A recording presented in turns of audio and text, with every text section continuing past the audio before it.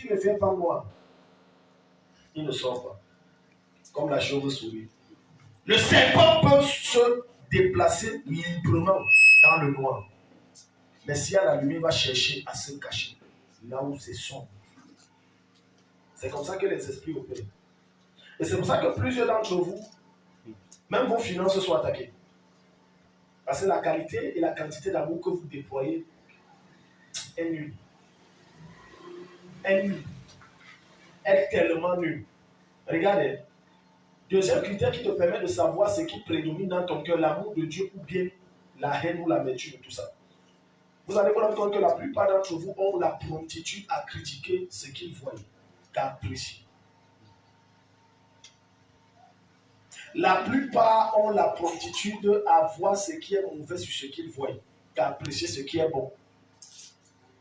Vous savez pourquoi Jésus est mort sur la croix? Une des raisons parmi tant d'autres, c'est parce que Dieu ne te regarde pas avec tes défauts. Il préfère s'attarder sur tes qualités. Mais regarde le niveau de méchanceté de l'être humain. On préfère quand on voit, non, tu sais, le mariage, elle était bien, mais, non, mais, elle était bien habillée, mais, pourquoi il y a le mais? Apprécie. Quand ton cœur est plein d'amour, tu critiques peu. Tu préfères t'attarder sur ce qui est bien. Dis à ton voisin, quand ton cœur est plein d'amour, tu critiques peu. Tu préfères t'attarder sur ce qui est bien sur la personne. Non, j'étais là-bas, la manière qu'on m'a servi. Vraiment, je ne sais pas, tu voulais qu'on te serve comment? Alléluia. Hier, je causais avec un homme de Dieu et il me disait, homme de Dieu, j'ai acheté un terrain, je suis en train de me battre. J'ai dit, c'est bien. Et je lui ai précisé en disant que la maison de quelqu'un n'est jamais petite. Fut-il une cabane, elle n'est jamais petite. Elle n'est jamais laide. Elle n'est jamais mauvaise. Parce que quand tu ne connais pas le chemin de la croix qui mène à Golgotha, tu peux mépriser Jésus. Celui qui a les oreilles pour entendre ce que j'ai dit. Parfois, les gens qui vous critiquent n'ont même pas le 1 millième de ce qu'ils critiquent. Mais ils critiquent! Mais ils n'ont même pas le 1 millième. Mais il va dire que j'aime Dieu. Mais Jean va te dire, comment tu peux dire que tu aimes Dieu que tu ne vois pas, mais tu hais ton frère que tu vois. Parfois, ceux qui vous critiquent, ce n'est pas qu'ils veulent vous aider, ils vous haïssent. Vos chiffres et vos résultats les énervent. Je crois que ça va plus les énerver après ce matin. Amen. Ça va davantage les énerver jusqu'à... Oui, ça va les énerver. Oh, j'aime le Seigneur. J'aime le Seigneur. Le Seigneur est mon berger. Seigneur, quel Dieu. Quel Dieu. Tu passes ton temps. Rien. Il y a des gens que tu côtoies, rien n'est jamais bon. Rien. Il y a toujours un problème quelque part. Écoutez, si tu ne veux pas que les ondes de négativité et d'échec marchent avec toi, évite les gens pessimistes. Ils voient toujours toi en noir. Il y a toujours un problème quelque part. Non, la maison s'y est bien, mais ce n'est pas bien placé. Non, la maison s'y est bien placée, mais le maçon a fait une erreur. Dis alors qu'on voit. Mais quand tu demandes sa part où il est en location, viens même voir sa part de location. Écoute, je vais te donner une parole de sagesse. Ne critique que si tu as fait mieux, pas si tu peux faire mieux. Non, que si tu as fait mieux. Je répète, ne critique que si tu as fait mieux, pas si tu peux faire mieux. Alléluia. Amen. Si tu as fait mieux. Quand des gens se sont mis à raconter des bêtises sur moi, oh, j'ai béni Dieu pour le cœur qu'il m'a donné. Amen. D'autres hommes déjà avaient une notion qu'il a déjà tué plusieurs. Moi, je n'ai pas votre temps, Dieu va gérer votre temps. Amen. Alléluia. Amen. Non, il ne connaît pas gérer. Tu as déjà géré 2 personnes. Tu crois que l'assemblée, les centaines de personnes là, c'est qu'on se réveille et on dit venez, viens. Ce ne sont pas des moutons. Non, ils ne gèrent. Certains ont quitté l'église parce qu'ils voulaient me mentoriser. Mais mentoriser, tu as déjà géré quoi? Combien d'êtres humains tu as géré? On a vu. Comme disait papa dans une défaut. Ah, monsieur, car à l'époque, là, quand il commençait le ministère de chez 3000 membres, quelqu'un qui n'a même pas 20 membres, il dit que non, j'ai les méthodes que je peux t'enseigner comment en moins d'1 an, tu passes de 3000 à 30 000. Il a dit, va d'abord faire ça chez toi, je vois. Les gens qui veulent impressionner, l'amour n'impressionne personne. L'amour se présente comme elle est. Naturellement, sans orgueil, aucune arrogance. Elle est naturelle. Le premier bénéfice que l'amour te donne, parce que c'est ça qu'on est en train de voir ce matin, c'est qu'elle t'amène à être passionné de la présence de Dieu. Quelqu'un ne peut pas dire j'aime Dieu seulement quand il a les problèmes. Arrêtez cette sorcellerie. Quiconque aime Dieu seulement quand il a les problèmes, tu n'aimes pas Dieu. Tu es opportuniste. Tu es intéressiste. Non, je viens à l'église aujourd'hui. Il y a certains ici là. Certains qui viennent ici là. Pour eux, la chapelle, c'est l'hôpital. Tous les 2-3 mois, ils viennent prendre sa dose de perfusion. Tac, tac, tac, tac, tac, tac. Dès que 1, 2, tout. La dose de 3 jours de perfusion remplie des antibiotiques et tout ont traité le problème. Il dit ok. Je disparais encore pour un temps là. Dès que le palu spirituel et la typhoïde démoniaque revient, il dit que docteur Dadi, je suis revenu. Le truc là, c'est encore revenu fort. La chapelle n'est pas l'hôpital, c'est le temple de Jésus-Christ. C'est le lieu de communion avec le Seigneur. Quelqu'un dit un bon amen, Dieu te bénisse ce matin. Oui. C'est pas ça. Sois amoureux, sois amoureux, vrai, amoureux. Quelqu'un qui dit qu'il est amoureux d'une femme, il aime passer tout son temps avec la femme là. Toi, tu es quel genre de chrétien qui dit je suis amoureux de Dieu, mais il faut que Dieu maintienne un démon pour te chicoter tous les jours à minuit. Pour que tu te réveilles, tu pries. Tu n'es pas amoureux, tu es conditionné. Tu es conditionné. C'est l'une des raisons pour lesquelles certains d'entre vous aurez beau prier que tel démon par Dieu dit qu'il n'est pas prié à rester. Parce que je sais que tant qu'il est là, tu vas venir ici. Donc il reste bien au chaud. Une fois quand Dieu est un peu pitié de toi, Dieu dit calme-toi. Il fait semblant de se calmer. Quand tu commences encore dans tes billets et dans tes domolos et tes boîtes de nuit, tu dis bon, réveille-toi encore un peu. Donc quand tu es amoureux de Dieu, tu aimes sa présence. Tu aimes. Cet amour est naturel. Tu aimes. Regarde, c'est tellement naturel que c'est comme le fer qui attire, comme l'aimant qui attire le fer. Tellement naturel. Regarde, tant que tu ne dépasses pas le niveau où tu te bats pour prier et pour lire la Bible, tu n'es pas encore Dieu. Je ne sais même pas si certains d'entre vous se sont réveillés ce matin et ils ont dit merci à Dieu. Ils ont quand même prié, parlé à Dieu. Les gens se disent, ah, ouais, Seigneur, veut manger quoi ce matin? Donc, pour toi, tu résumes Dieu à la nourriture. Ou à tes dettes, ou au loyer. Je comprends pourquoi ce problème, même si on prie, Dieu ne peut pas résoudre. Parce qu'aucun être humain ne prendra plaisir que tel me cherche seulement quand il a son problème. Aucun. Qui que ce soit dans ta famille, dans ton entourage, te cherche seulement quand il a les problèmes. Je te promets que tu vas le fuir. Il y a certains qui ont ce sale comportement. Quand ils t'appellent ou quand ils t'écrivent, il y a un problème. Ce n'est pas bien. Ce n'est pas sage. Ce n'est même pas mature. Écris et salue. Ça va, je prends tes nouvelles. Ouais, ça fait longtemps que tu es là. Ça fait que le jour où tu appelles pour le problème, le gars a la promptitude à t'aider. Si je demande ici qui aime Dieu, quasiment toute la salle dira j'aime Dieu. Et si je demande ici la dernière fois que tu as ouvert ta Bible pour lire, j'ai bien peur que beaucoup de mains vont descendre. Tu aimes Dieu? Oui, j'aime Dieu. La dernière fois que tu as fini de prier seul, c'était quand? Oh bon. Daddy, c'est que bon, attendez, je vous explique. Non. Tu n'as pas besoin de m'expliquer à moi. Je ne suis pas un juge. Je suis un messager. Toi, ben, ton voisin demande, est-ce que tu aimes Dieu? Non, demande-lui ça. Est-ce que tu aimes Dieu? Dis-le. Non, les yeux dans les yeux. Est-ce que tu aimes Dieu? Il t'a dit quoi? Demande-lui maintenant, est-ce que tu as prié ce matin? Il t'a dit quoi? Voilà, dis-lui combien d'heures? Il t'a dit quoi? Jean chapitre 15, le verset 9 à 10. Yahweh, c'est ici.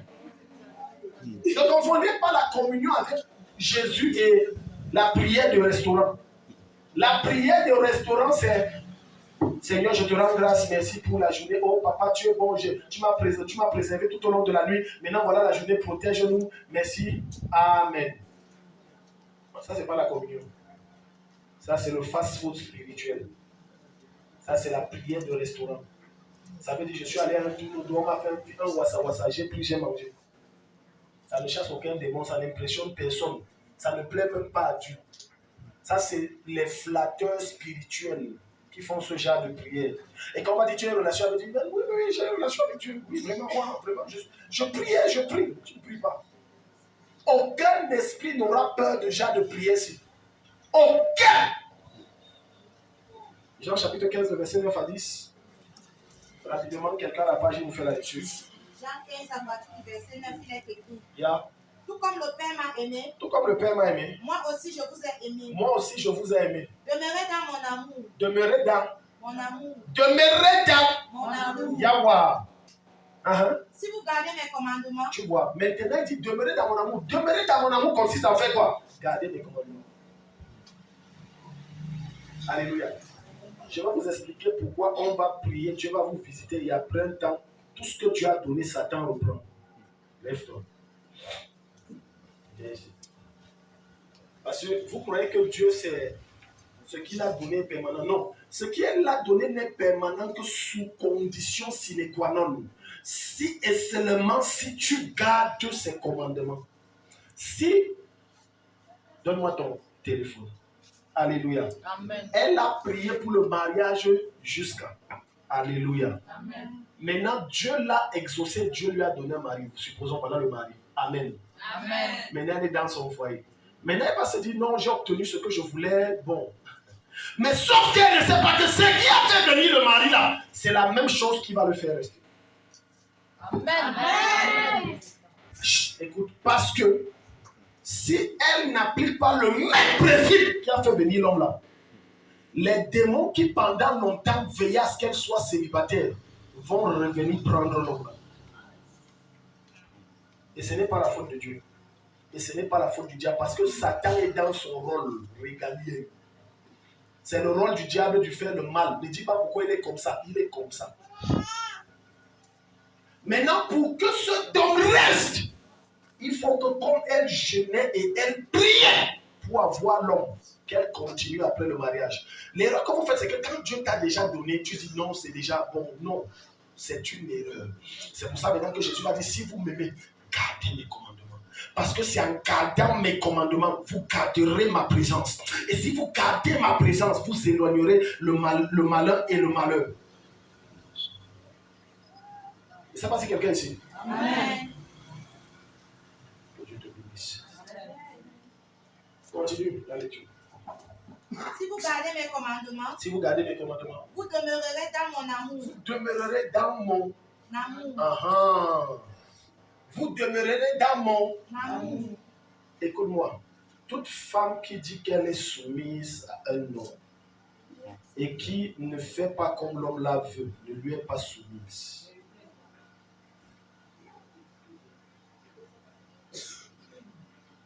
Est-ce qu'il y a des jeunes filles ici? Alléluia. Amen. La vérité est que les jeunes filles veulent se marier, mais sous leurs conditions. Je me marie, mais c'est toi qui feras le ménage. Alléluia. Je me marie, mais c'est toi qui vas préparer. Alléluia. Je me marie, mais c'est toi qui prendras la grossesse.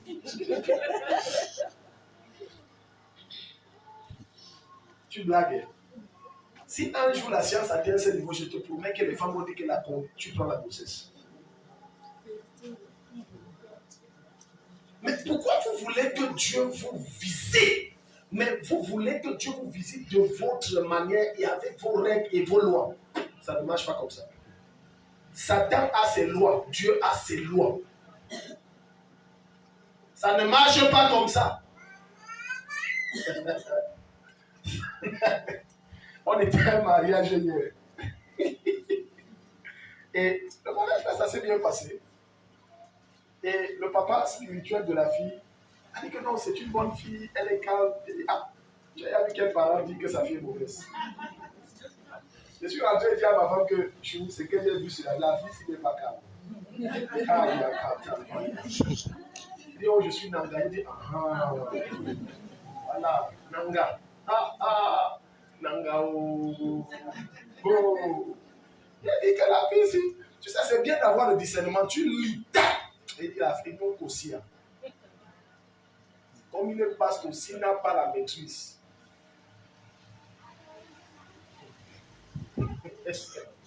Maintenant, c'est là où tu comprends que l'amour t'amène à accepter l'autre avec ses défauts.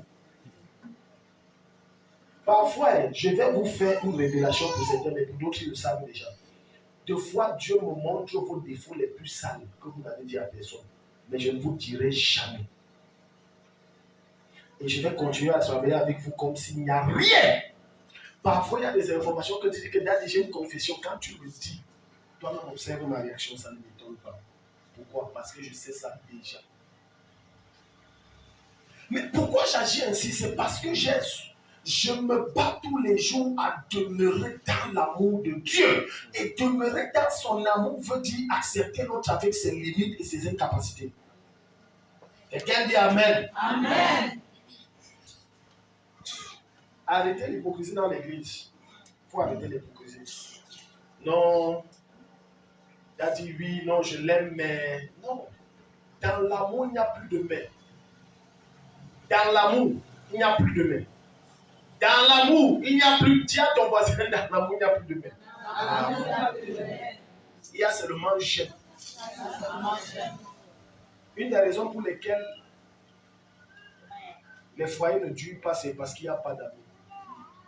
Et je ne parle pas du sentiment. Et je vous avais enseigné ça, si j'ai bonne mémoire une fois ici.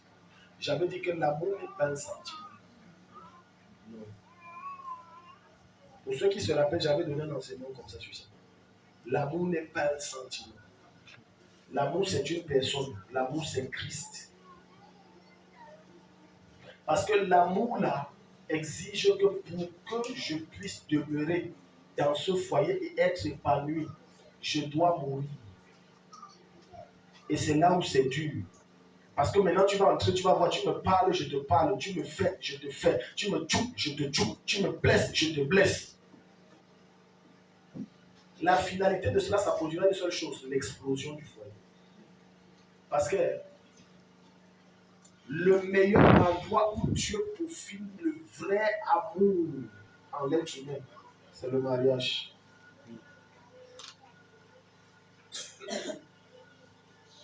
Je répète, le meilleur endroit, Nathalie. Tous les machins qu'avec ton fiancé, on s'aime, oh, c'est mon cœur, ou Taya Kayama, entrez, tout ça, on va voir ça là-bas. Le mariage te fait passer par le test que tu fais à vous. Ça tue le sentiment. Maintenant, c'est l'amour qui va rester ou c'est la haine qui va mettre. Et ça dépend de ton niveau de mort en toi. Tu veux porter la présence authentique de Dieu. Plusieurs veulent manifester la puissance et l'onction. Mais ils ne savent pas que la manifestation de la puissance et de l'onction réside à une chose. Sois un amoureux. Un amoureux de Jésus. Ça va couler naturellement. Là où les gens font les 10 heures de prière, toi tu en fais 3, ça coule. On va dire, mais tu fais comment? Mais on ne sait pas que ton cœur est tellement pur et vrai. Tu ne tiens personne dans ton âme. Il n'y a personne que tu retiens captif. Et tu ne te plains de personne. Oui, tel a fait. Mais pour toi, c'est un sujet de prière. Combien de personnes, tu te plains de combien de personnes, et les personnes que tu te plains, combien parmi eux tu fais des sujets de prière? Parfois, il y a certains de mes enfants qui me révèlent que papa, voilà, j'ai vu telle personne qui est en train de faire, si Dieu m'a montré des conspirations, j'ai dit, prions. Est-ce que quelqu'un est ici? Est-ce que quelqu'un est ici? Amen. Deuxième chose, Quand tu as l'amour, tu as la paix intérieure. Plusieurs dans l'église n'ont pas la paix intérieure. Les gens sont tourmentés, troublés. J'ai dit, dans l'église, ne te fie pas au sourire de cet homme ou de cette femme. C'est l'arbre qui cache la forêt. Son âme est déchirée. Regarde, une des raisons pour lesquelles tu ne dors pas paisiblement, c'est parce que tu n'as pas eu le cran d'accepter suffisamment que l'amour de Dieu domine sur toi. Voilà pourquoi Jésus va dire, venez à moi, vous tous qui êtes fatigués. Ouvrons ça, Matthieu chapitre 11, verset 29, si j'ai bon mémoire. Venez à moi, vous tous qui êtes fatigués et chargés, et je vous donnerai du repos. Donc il est en train de dire, prends-moi, moi qui suis l'amour, et mets-moi sur ton dos, et tu auras une vie paisible et douce. Tu auras un sommeil doux.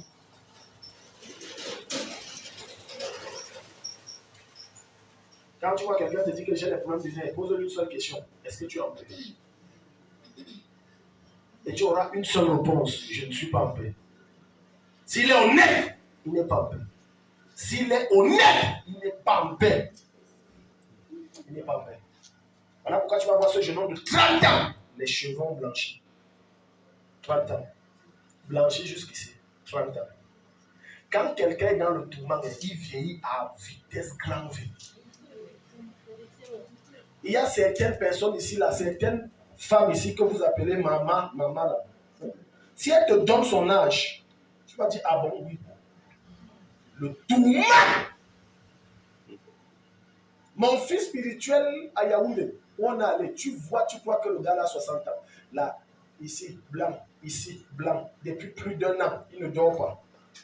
Pourquoi? Les affaires chutent, même rationner, je n'arrive plus. Il a un stress étrange. La meilleure façon de stopper la main de Dieu, quand tu es confronté à un problème, c'est de stresser. C'est la meilleure façon. Parce que dans Matthieu 6, qu'est-ce qu'il va dire? Verset 30, ne vous inquiétez de rien. Ne vous inquiétez de rien. Même Philippiens 4, 10, je pense aussi. Faites-nous d'abord la lecture. Matthieu 11, 28. Matthieu 11, 28, il est écrit. Oui. Venez à moi. Venez à moi. Vous tous qui êtes fatigués et chargés. Être fatigué et chargé. Sous le fardeau. Sous le fardeau. Et je vous donnerai du repos. Acceptez mes exigences. C'est bon. Stop d'abord. Attends, on va arriver à l'exigence après. Alléluia. Donc, t'enlèves-toi. On va encore prendre. Viens. Alléluia. J'aime toujours prendre cette illustration. Parce qu'en fait, ça exige que tu sois tellement confiant de façon à vivre là-dessus. C'est bien comme elle est la touche. Elle représente Jésus. Amen. Quelqu'un dit Amen. Vous êtes jamais. Alléluia. Et ça, c'est ça dans le film. Quand Jésus apparaît, on a la touche blanche. Mais c'est sauf que c'est blanc.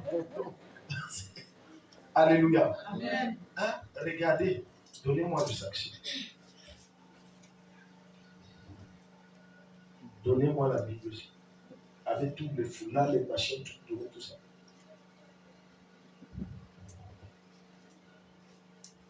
Donne-moi ton sac.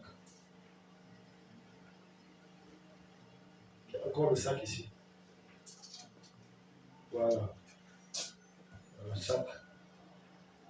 Ça, c'est ta vie. Hein. Donne-moi ton sac. Alléluia. Amen. Voilà la sœur. Le loyer, le mariage, les enfants, l'école, les quoi. Tout ça, c'est sur elle. Tout ça, c'est sur elle. Elle ne dort pas. Donc, les lunettes que vous voyez qu'elle porte, tu crois que c'est le ganga? Les nez, oui. C'est les nez qui ont commencé. Tu vois comment, quand tu ne te soumets pas à la parole de Dieu, ce que ça produit la maladie dans ton corps. Si tout être humain se soumettait à la parole, les gens seront moins malades. J'ai dit moins. Bon, palpitation de cœur, pas-ci, machin. C'est que tu ne te soumets pas suffisamment. Maintenant, ouvre. Tu es Jésus, ouvre. Pas lui, tu lui regardes. Lis. Matthieu 11, 28. Lis. Tu donnes lui ton nom. Ton nom, c'est... Voilà, Tsamo. Parle. Contextualise le texte par rapport à elle. Verset 28. Viens à moi. Qui? Tsamo. Tsamo. Oui. Toi qui es fatigué et chargé. Voilà. Sous un fardeau. Oui. Je te donnerai du repos. Maintenant, tu vois Tsamo. Pour le moment, Tsamo dit, ok, Manga, lève-toi. Ma fille qui est là-bas, lève-toi aussi. Tsamo dit, oh, vos affaires des églises de réveil là, vraiment, faut nous laisser tranquille. Les arnaqueurs, les voleurs. Tu sais, j'aime Dieu. Dieu t'attend au virage. Tout arnaqueur, voleur, c'est là-bas que tu vas te retrouver. Maintenant, lève-toi. Sa copine dit que ma maman laisse les affaires des églises là. C'est comme ça qu'ils ont frappé mon père. Il dit allons voir, je connais Alamibouk. Voilà Alamibouk. Mais sauf qu'un voyage Alamibouk qui croit, que tu crois qu'il va résoudre tes problèmes, donne-moi ton sac. Qui a encore le sac? Donnez les sacs là ici. Alamibouk. Batembouk. Hein? Mais ça, tu ne vois pas avec les yeux physiques. Pendant qu'il te dit, on prend les écorces, puis je dois lave-toi, canard et monter, amène la chèvre, on tue, on égorge. Regarde, mystiquement, et c'est toi, tu n'as pas vu ça. Ils viennent à d'agiter ton fardeau. Après, tu dis, mais Marco, depuis là, c'est comme si mes problèmes ont augmenté. Hein. Tu vas chez le deuxième Madame Nimbou. Elle augmente. Maintenant, un jour, tu te rappelles qu'on t'a prêché et il y avait le trac d'un monsieur comme ça. Parfois, même avant qu'on te prêche, tu as fait un rêve, tu as vu quelqu'un comme moi. Et il priait pour toi, mais on ne s'est jamais vu. Et Dieu ne fait que te donner les signes que c'est là-bas la solution, je veux te décharger. Mais tu as perdu 3 ans, 4 ans, 5 ans, 10 ans. Et après, tu dis, quelqu'un, Dieu envoie encore quelqu'un qui vient te prêcher. On a un programme, ça, la chapelle derrière, on arrive et tout. Et tu dis, ok, je décide de venir. Quand tu arrives, maintenant tu rencontres Jésus. Tu dis, Seigneur, je suis fatigué, dis, donne ça. Depuis que je t'appelle, que je veux te décharger, ma fille. Donne, tu ne peux pas porter ça, te ralentit. Regarde, tu vois, tout ça, le Seigneur enlève. On est déchargé.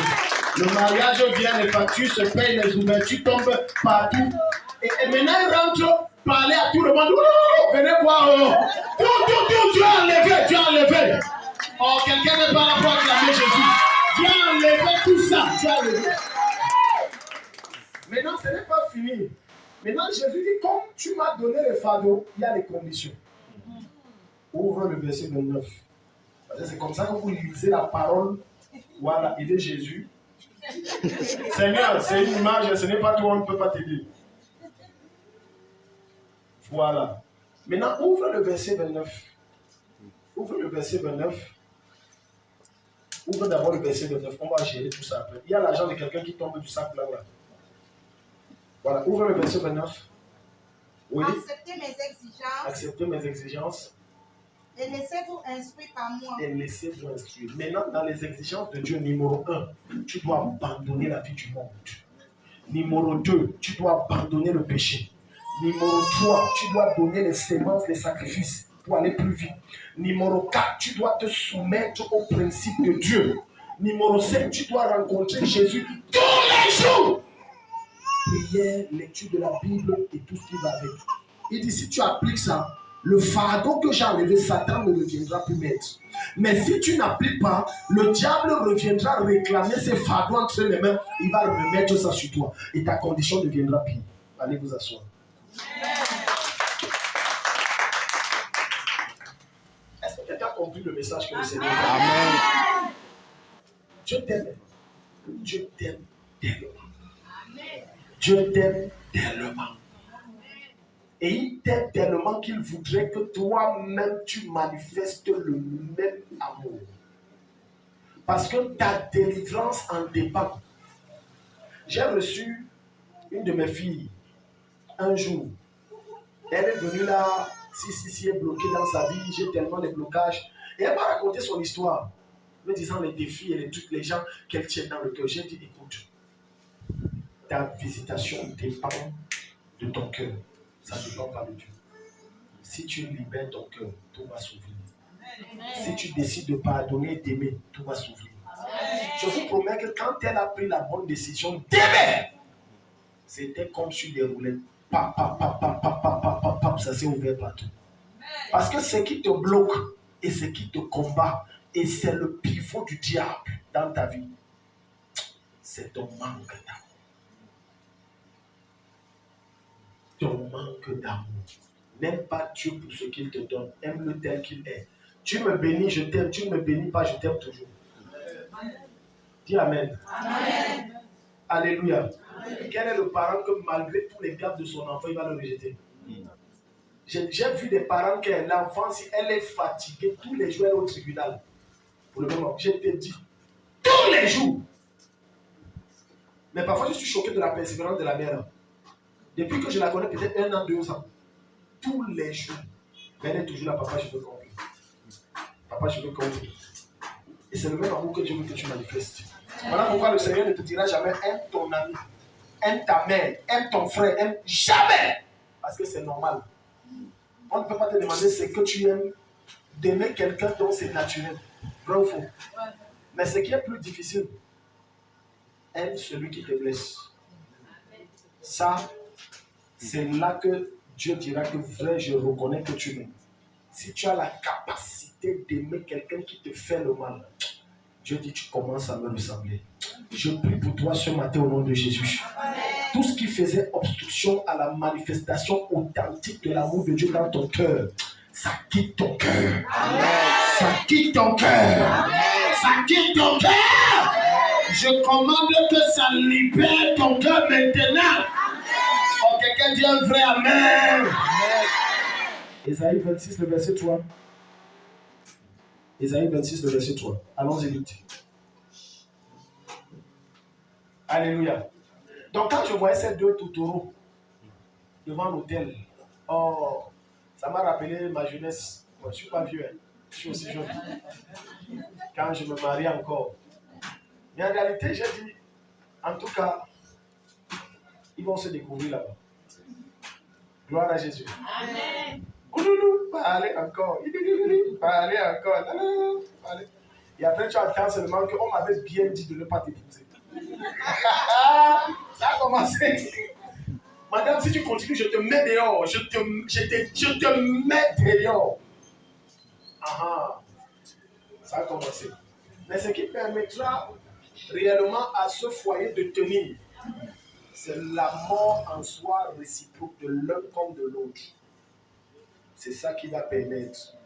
À l'époque de nos parents, ce qui permettait leur foyer de tenir, en fait, leur foyer ne tenait pas. C'est qu'on m'a envoyé en mariage, je suis parti. Je n'ai pas le choix. Un jour, une maman a dit que je ne voulais pas épouser le type là. On m'a donné, je ne veux pas. Maintenant, tu as peur que si je quitte la famille, me rejette, donc je reste. Tu ne vas pas me dire que ça c'est un mariage. Ce n'est pas un mariage. C'est l'obéissance, ce n'est pas un mariage. La quasi-totalité, c'est que si je ne fais... Ton père va jusqu'à dire, si tu ne fais pas, oh, à l'ouest, les papas de l'ouest aiment ça, je te maudis. Le mot là, c'est sucré dans leur bouche. Et à l'ouest, quand tu dis comme ça à quelqu'un de l'autre, il sait ce que maudit veut dire. Il a peur. Donc il se range. Si tu fais, je te maudis. Quelles que soient les malédictions qui pèsent sur ta vie, j'annule ça ce matin. Oh, je n'ai pas suivi quelqu'un, j'annule. J'annule ça ce matin, j'annule. Il y a Ésaïe 26, le verset 3. Ésaïe 26, à partir du verset 3, il est écrit. Yeah. À celui qui est ferme dans ses intentions. À celui qui est ferme dans ses intentions. Tu assures une paix profonde. Tu as vu. Tu dois être ferme dans ta décision d'aimer. Ferme! Tu dois être ferme. Ferme dans ta décision. Que j'ai pris des résolutions, je vais aimer. Il y a des choses que Dieu ne fera qu'à cause de ta résolution. Ce n'est pas parce que tu as prié. Arrêtez de croire que Dieu a une baguette magique que je prie. Abracadabra. Non! Tu décides que non, j'ai décidé tel. Dieu valide et Dieu bénit. Mais beaucoup d'entre vous, vous attendez que Dieu, Seigneur, par ta grâce, parfois laisse la grâce de Dieu tranquille. Prends des résolutions. Prends des résolutions. C'est comme prendre la résolution de manger. Tu as besoin de prier pour manger. Tu as besoin de prier pour boire l'eau. Tu as besoin de prier pour aller aux toilettes. Non, non, non, Seigneur, ta grâce pour que j'aille aux toilettes. Tu es sérieux? Quelle grâce? Elle est déjà disponible. Tu as juste besoin de la résolution d'aimer. Je déclare dans les foyers gâtés ici, la restauration divine est rétablie. J'appelle la restauration de Dieu dans ton foyer au nom de Jésus. Amen. Voilà pourquoi je dis toujours à mes enfants, ne vous mariez jamais par révélation. Oh, Dieu m'a dit, ah, c'est faux, hein, le mot là. Moi, Dieu m'a dit, j'ai reçu. Quand on vous dit j'ai reçu, moi, non, je ne parle plus. Puisque tu as reçu, c'est l'être suprême dans l'univers qui t'a parlé, c'est ce que tu as dit. Et tu vois comment ils disent quoi? Non, je ne peux plus rien dire. Marie-toi par compatibilité. Est-ce que le caractère, si je peux supporter? Est-ce que le caractère, si je peux? Ne te marie pas par soif du célibat. Oh, vraiment, celui qui vient. Non. Est-ce que je peux supporter? Ne dis pas, oh non, vraiment, là, je suis en train de passer. Aïe. C'est bien que tu te maries tard. Mais que dans tard, tu as un bref moment de bonheur avec ton conjoint. Que de te marier tôt. Et tu as un long moment d'enfer sur la terre. Enfer. Il y a des gens qui se divorcent, c'est la bagarre jusqu'au tribunal. La manière qu'il se hait, même Satan ne connaît pas le genre de haine là. Qu'il se hait, hey, je vous dis les choses vraies. Quand tu es homme de Dieu, tu reçois tout genre de cas.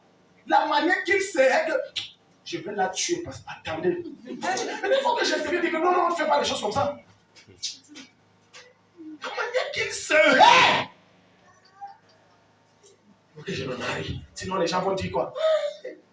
Que les gens parlent, c'est leur problème. Ton problème, c'est que tu as peur de ce que les gens disent. Quand tu vas être délivré de ce que les gens disent, tu iras plus loin. Amen. Les grandes personnalités, on dira toujours. Un des signes qui montre que tu es une personnalité importante, c'est quand on parle trop de toi mal. Amen. Tu es important. Amen. Tu es important. On ne parle pas de quelqu'un qu'on ne voit pas et qui n'impacte pas. Quand tu marques les gens, on va parler de toi. Est-ce que je parle à quelqu'un ici? Amen. Il dit donc, quand tu es ferme dans tes résolutions, Dieu t'assure une paix durable. Ton cœur est dans une paix. Même pour être riche, tu dois prendre des résolutions. Oh, Amen. Écoute-moi, c'est quand j'ai résolu dans mon esprit qu'il y a des vêtements que je dois avoir, que les vestes que tu vois vont commencer à venir. Amen. Et que j'ai dit certaines choses ne sont plus mon niveau. Ce n'est pas de l'orgueil, non! Après un certain temps, évalue-toi. Si tu es à l'escalier 1, dis à toi-même, je dois passer à l'escalier 2. Amen.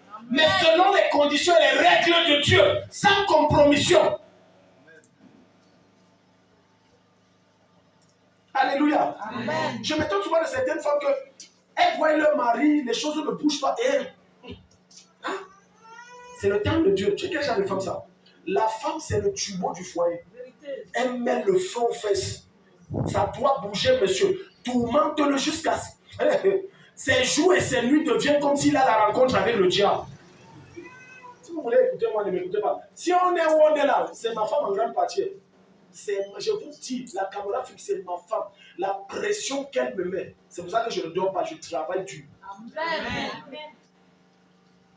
Je me rappelle une fois, j'étais comme ça, et c'était mes jours de prière. Elle dit, tu fais quoi devant la télé? Je dis, pardon. Je ne veux pas les problèmes. Tu sais que c'est ça qui nous nourrit. Rentre dans la chambre là. Rentre dans la chambre. Tu fais quoi ici? Ce n'est pas ton jour de repos. Tu fais quoi ici? Entre dans la chambre là. C'est là-bas que je sais que tu parles avec Dieu. Parle avec Dieu toute la journée jusqu'à ton heure finie. Mais tu es là. Parfois ton mari est nonchalant. C'est que toi-même tu es nonchalant. Un an est passé, qu'est-ce qui a évolué? Mets la pression. Fais quoi? Ça doit bouger. Il aura beau se fâcher, mais quand il va rester seul, je suis un homme, il va dire qu'elle a raison. Mets la pression. Prends des résolutions. Alléluia. Amen. Dis à ton voisin, prends des résolutions. Prends des résolutions. Gloire à Jésus. C'est quand tu prends des... Regarde.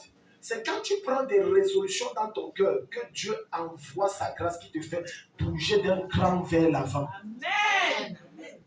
Donc si tu vends et tu as un chiffre d'affaires de 5 000 par jour, dis en toi, ça doit doubler. Comment? En 6 mois, 5 000. Non, ça doit doubler. Et tu te lèves. C'est quand Dieu va voir ta détermination à travers tes actes. Dieu envoie la grâce. Mais quelqu'un reste comme s'il ne fait rien. Il dit, Seigneur, ta grâce. Tu sais que le déo est dur. Amen. Et il dort. Il se lève encore, Seigneur, ta grâce. Ça ne viendra jamais.